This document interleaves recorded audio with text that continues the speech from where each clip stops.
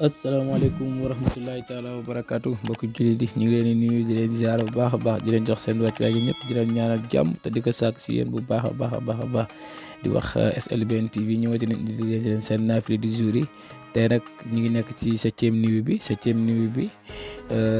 rakka bu nekk ci jàng Fatiha benn yoon xul yaa ayyuhal kaafiruuna juróom-ñaar xul huwallaahu ahad juróom-ñaar septième nuit bi mi ngi nekk 6 rakka bu nekk ñu jàng ci Fatiha benn yoon xul yaa ayyuhal kaafiruuna juróom-ñaar bismillaahi rahmaani rahiim xul huwallaahu ahad juróom-ñaari yoon yal na yàlla nanguñu suñu koor nagul mbooloo julli seen koor bi jaayi nabi Mustafa sallallahu alayhi wa sallam di wax ngir wéy di abonné ci chaîne bi rek te bës ko notification